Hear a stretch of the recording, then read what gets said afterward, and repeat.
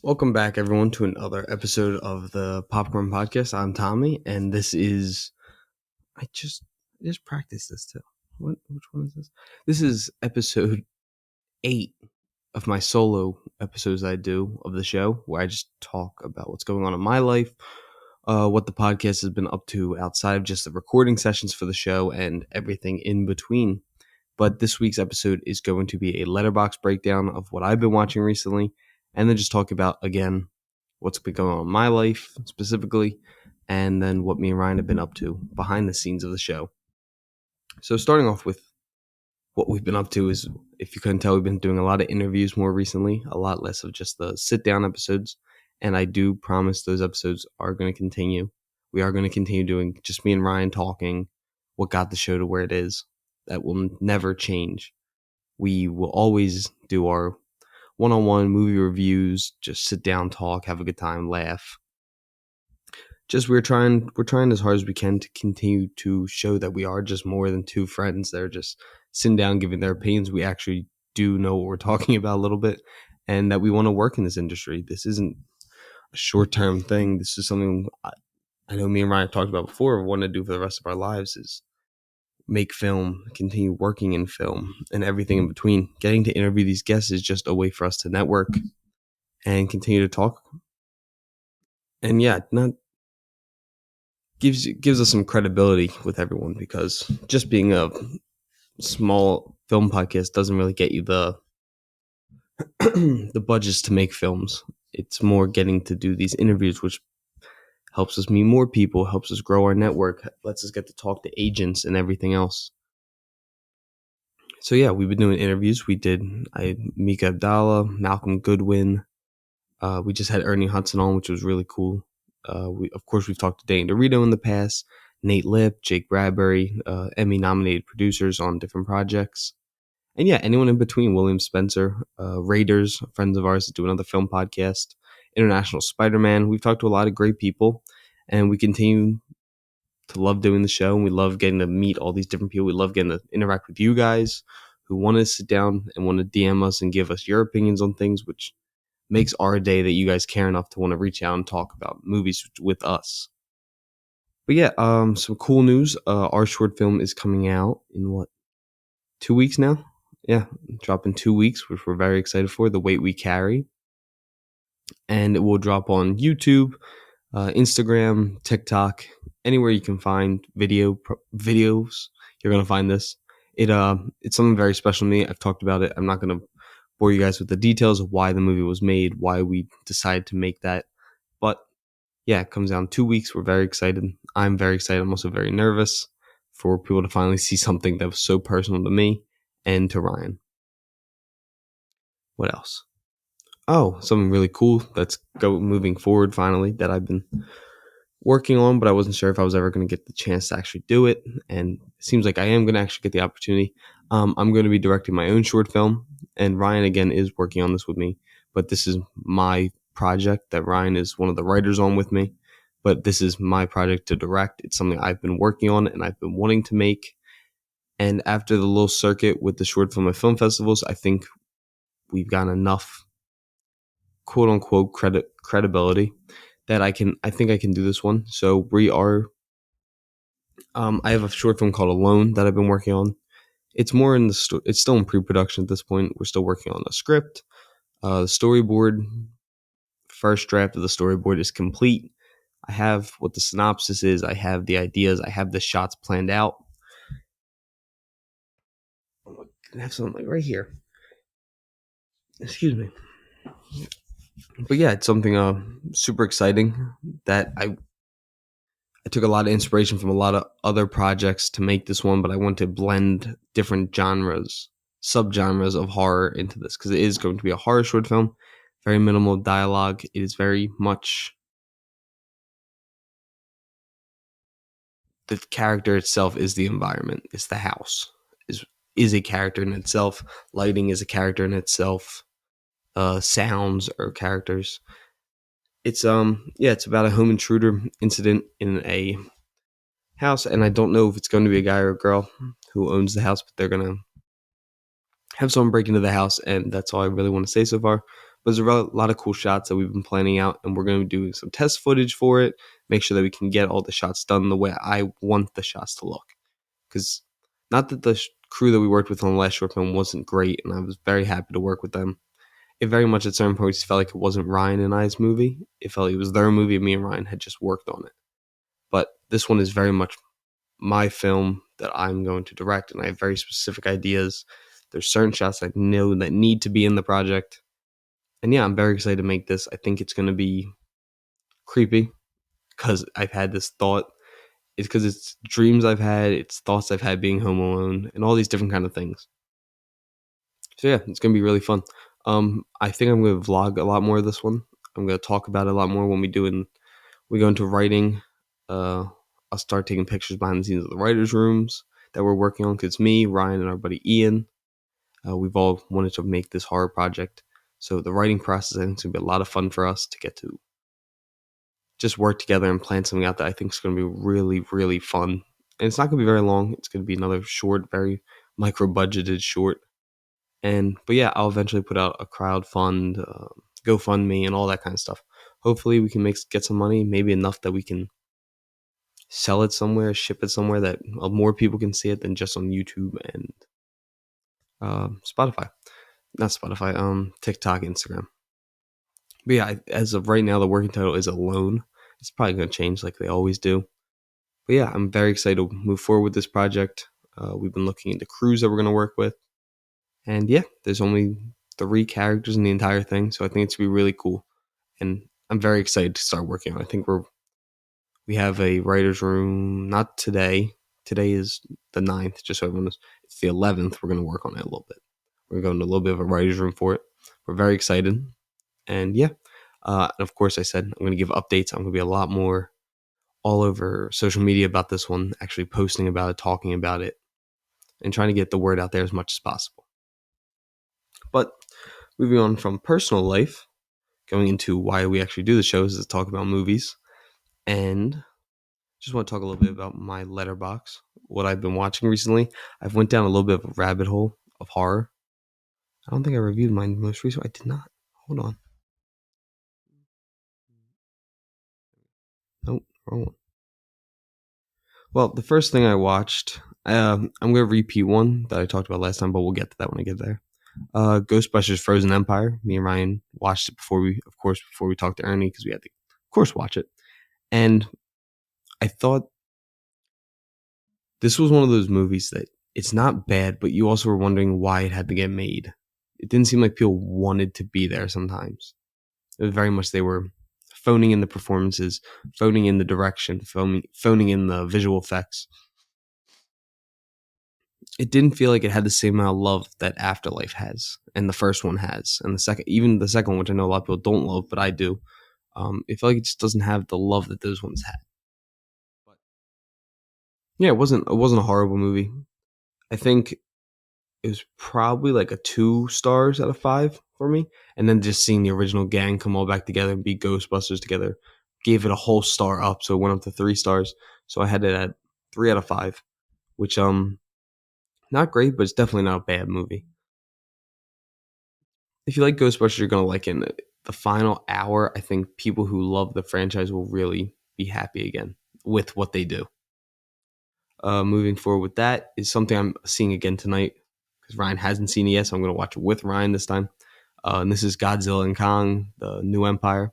We're going to do a full feature-length episode on later this week, but just my quick thoughts is that we all know what this film is. It's a fun kaiju monster movie with Godzilla and Kong. That's fun. It's a fun time. There's nothing wrong with that. And I actually think this has some of the best human stuff we've seen out of the MonsterVerse, like the human storylines, and I actually cared what was going on. I didn't hate the entire time. But again, it's still weak. It's not great characters or anything like that. But Brian Tyree Henry and who else? What's the other guy's name? Oh no, I'm forgetting. Yeah, Dan Stevens as Trapper. 2 great castings. Of course, Rebecca Hall is always great. I love her. But yeah, I thought they did a lot better this time with the human characters. I thought there was a little bit more to them. And you actually weren't just like, oh my God, can we get back to the monsters? Don't get me wrong. Monsters are the best part of this movie. And Yeah, I had a good time with it. Again, I have it at 3 out of 5. It's not perfect. It's not great. It's not going to change. Not reinventing the wheel or anything like that. But no, it's a fun time. It's a perfect popcorn and slushy film. Moving on from that, a movie I had already talked about, and this was Immaculate. I gave kind of a full breakdown on it last time. Just again, quickly, I gave it 3.5 stars. I said Sydney, and my review this time, because I didn't give a full, like my synopsis I gave on my Letterboxd, is I said Sydney Sweeney is a star. The film was really interesting. I did enjoy it. It definitely takes some twists and turns along the way, some for good and some for worse. However, this was not my favorite horror movie about an orphaned girl from America who goes over to Italy and has a conception there, who is also at a. It's not my favorite movie that I saw in the last 2 weeks about an orphaned girl from America, moves to Italy, has conceives a baby. Baby ends up being the Antichrist all at once. I don't know how many movies you see like that, but the fact that I saw two in the span of 14 days is pretty funny to me. Um, Yeah, I and of course they live. It's all with nuns. But Immaculate was good. It was better than I thought it was going to be. It was actually I'm not gonna lie, it might actually be a little bit worse than what I thought it was going to be. Now looking back on it after everything, and a movie. The next movie I'm going to talk about is a movie that I didn't think was going to be good. Me and Ryan actually talked badly on the podcast, and ends up and now it's probably closer to the top of my favorite movies so far this year. And that's The First Omen. As I said, I've been shitting on this movie since the first trailer came out. I did not think it looked good. And I was wrong. This was a really well-made horror film. Left me so uneasy leaving the theater the entire time I was in the theater. Me and my buddy who went and saw, we both agreed that it felt like the way they did the audio was so well done because we sat right in the middle of the theater. It would sound like people were talking behind you, from the sides. All that was really well done.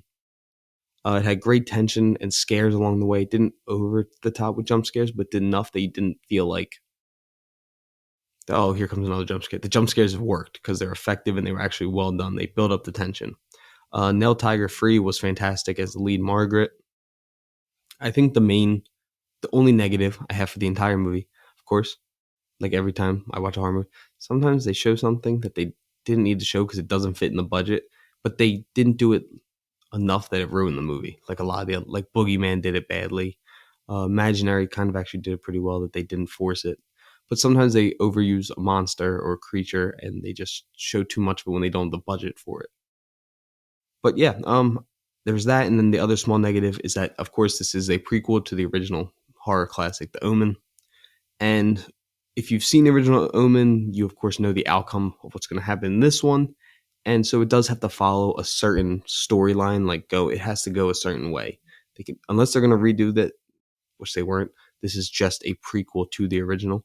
It was actually really well done prequel in my opinion, because you kind of forget about the Omen sometimes, and then you're like, oh, this is the prequel to the original. So it did have to follow some of the beats, but I still really enjoyed myself, and I do think this is in that top. It's in the top echelon of horror movies in the 2020s so far. Probably even since 2000. I think this still holds up against a lot of horror movies. I think Talk to Me's up there. This is up there. In my opinion, Skinamarink, which is such a different type of horror movie. So I really like The First Omen. It's not going to be for everyone though. I think certain people are going to have issues with some of the visuals that they do use, and it's definitely not for the faint of heart. That's what I'll say. And then the last movie I want to talk about is one I saw yesterday. Thanks to Regal for sending me a private screening, actually, of it. And that was a film that's actually come out a little bit ago, but I'm finally just getting around to watching it. And this is Late Night with the Devil, the Daniel Dalsmauchen's new film. And I want to pull up the actual film so I don't get anything wrong. Yeah, this was directed by Cameron Cairns and Colin Cairns. It's about a live TV event that shocked the nation in 1977. Jack Delroy, he's pretty much a late night show host. He is a late night show host, but he's never able to pass Johnny Carson's. If you don't know, Johnny Carson's is considered the greatest late night show host of all time. And he decides for this Halloween event, because he's finally starting to lose traction, he he decides to do like this Halloween special, and a bunch of horrible things happen. Evil's pretty much released, and it's David Dalsmouch, right? Yeah, David. I'll make sure I can say it wrong. David Dalsmouch plays the lead Jack Delroy. It's his first ever leading role, and he is fantastic. But he is not why I have problems with this movie. The movie is so well done. I had an amazing time watching it. I was so happy with it. I think, again, like a lot of horror movies, sometimes they just go a bit too far with some ideas of theirs. I mean, don't get me wrong, I had this at like a 5. 5 out of 5. And then something happened, brought me down to like a 4.5. Of course, it's a horror movie. Things are going to happen. It's not going to be a perfect movie normally. But it just, they went too big for an ending for something that was so small scaled for the most part. I feel like there was a better way to do the ending. The final 15 minutes take it from a 5-star probably for me down to a 4-star, which isn't that far. But in Letterboxd, there's a half star in between, so it did come down 2 whole scores for me. Yeah, which was annoying because it was something I really did enjoy. I think the first it's an hour and 30 minutes. So an hour and 15 minutes of it are perfect. The last 15 are not. Last 15 minutes are like a 70. The first hour and 15 minutes are a 90, 92. It's really well done. I really loved it. I just think it lost some steam at the end. And nothing horrible. I know certain people have issues. People have definitely shared their issues with the ending. And people, of course, are talking about the AI that was used on this project. I don't think it was that big of a deal. It's not like they're doing everything AI. There's just small things, and that's part of evolution in technology. There was things that we never thought were going to be done with film years ago that are now being done. Visual effects, green screen, blue screens, all that kind of stuff. No one thought that was going to be done, but now it is. De-aging, all these different things. So it all comes with change, and I know every time there's change, there's going to be backlash, but I didn't think it was that big of a deal to use some AI. And yeah, Late Night with the Devil, I'm still going to have it at a 4 stars. I think David Dalsmouch and Laura Gordon as Dr. June was really good. What's the young girl's name? Ingrid Torelli. She plays Lily. She was fantastic. Young girl, played a great key character in the project. Yeah, I really liked her. Ian Bliss as Carmichael Haig. Reese Artur as Gus. There was just a lot of really well played character actors in this project. So yeah, I really liked it. I hope David Dalsmouch, this shows that he can be the leading man of a project, because I love David. I've had the honor of talking to David through some emails before, and he was nothing but nice to us. And hopefully we can still figure out a way to have him on the show, because I would love to talk to David just about his filmography. Because if you look at his filmography, it's incredible. Even though he wasn't the leading man in these projects, he has such pivotal characters in all of them. So yeah, I'm super excited to see him hopefully get more leading roles after that project. And yeah, that's all I really had to talk about today. We talked about the short film. We talked about the new short film I'm working on. I have a couple auditions, and I'm working to try and get on some crews right now.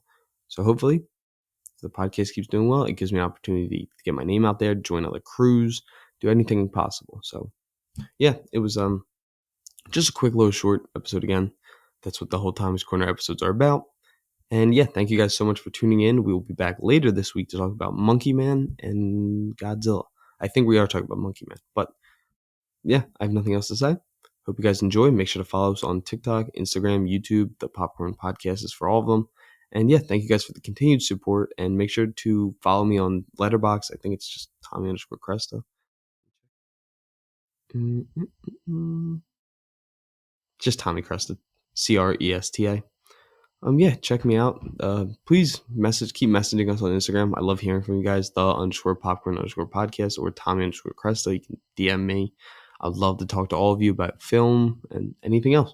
I'd love if you guys want to work on one of the short films, on the short film I'm working on, please. I'm open to taking people's applications. I would love to meet you guys, talk to you guys. And yeah, thank you guys so much for tuning in, and I will talk to you later.